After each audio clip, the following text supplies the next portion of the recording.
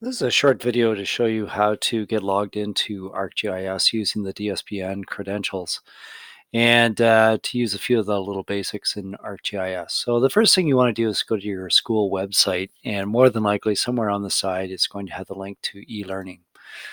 When you click on it, any courses that use D2L as the class website should appear. So click on your geography class, and when you get in there, you're going to be looking for the external tools. If you're using a Chromebook, the screen's too small, so it might just say more in the middle here, and you'll have to click on that, and then you'll see external tools. But for now, you can click on external tools and go ArcGIS.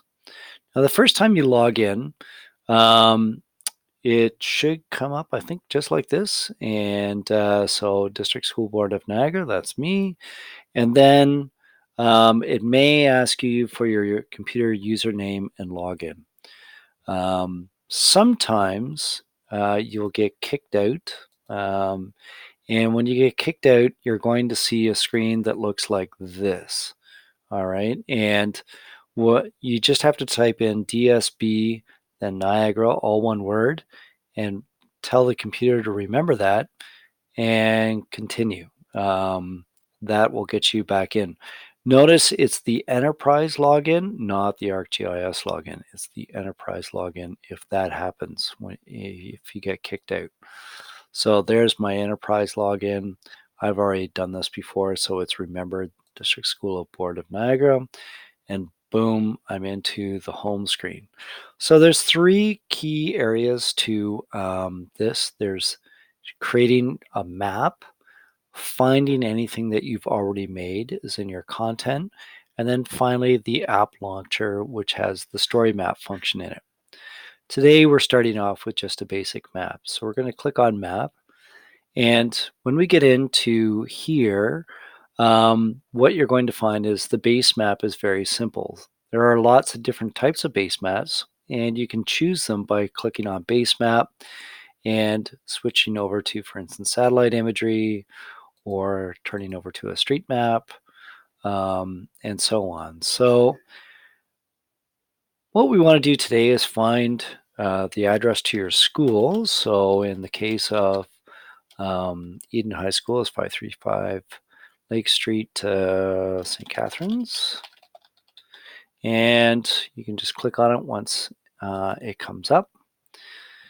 And here's my school. So if we're going to be doing a land use map, we would want to switch over to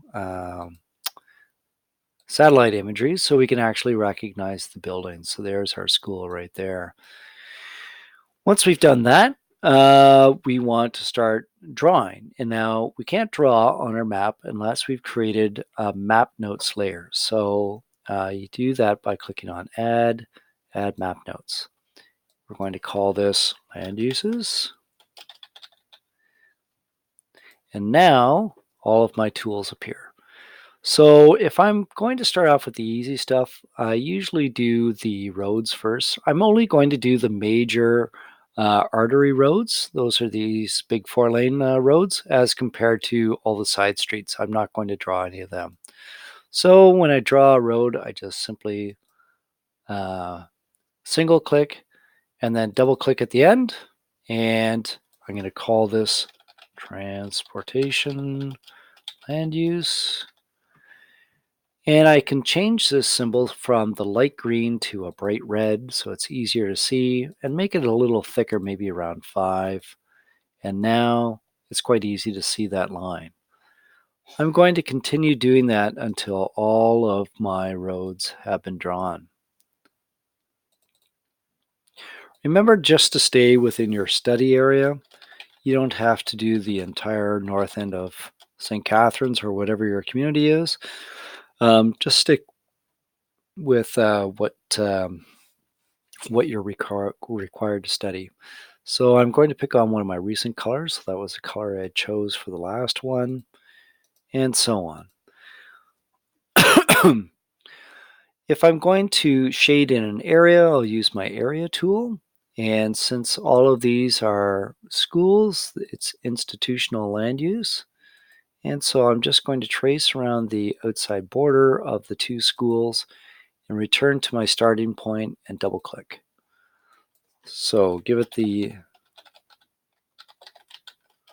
proper land use name and now change the symbol to fill it with whatever color you desire and an outline that's black. Don't use red, otherwise it'll look like a road, and make it around thickness 3 or 4. And now I've got a nice sharp box there. Now when I click on it, I'm still in edit mode. It allows me to change things. But if I click on details, now I'm like a viewer, an outside person who's got access to this map. And when I click on it, now you'll see just the name of the land use comes up. Now I can get fancy. I can add other types of tools. So for instance, if I want to get my tools back, I have to click on, make sure first of all that the layer is active. If I turn this off, it's no longer active. So I got to make sure my layer is on, and I'm going to click on edit, and it brings back all my tools. So I can add a push pin and say, oh, there's my school. So I'm just going to call this Eden High School. And I'm going to go get an image of the logo for Eden. So Eden High School logo. And there we go. I need to click on it so that it opens up in this box on the side here. And then I'm going to copy image address. Once I've done that, I got to get rid of this HTTP, otherwise it'll be in there twice when I paste it. All right, so when I paste it, I just want to make sure that there's only one set of HTTP.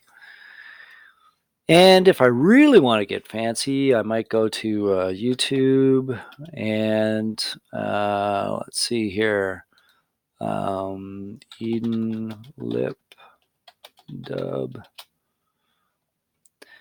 There's a video from our school. Oops.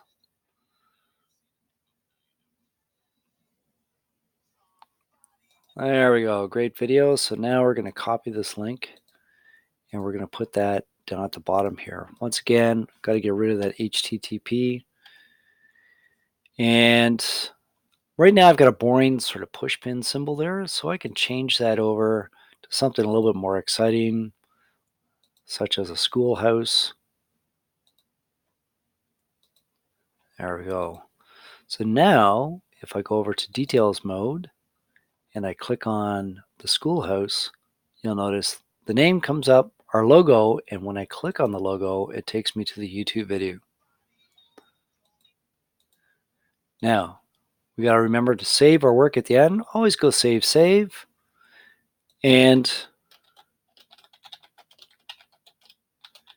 I'm just going to put V2 because I always have one of them in there.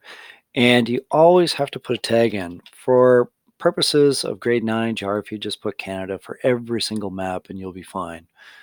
Save your map. So now you got to give this to your teacher. So there's a variety of different ways your teacher might request the work, but the key thing is you have to get the link. So click on share. Your teacher may have set you up with a group that you're going to share to. So if they do have a group, you would share it to just the group. If they haven't done that, you would share it to the DSBN. Copy this link. Now, if you have a Chromebook, you're not going to see the word done down at the bottom here. So that can be a bit of an issue if you don't have a mouse and it's hard to sort of scroll down here and click done.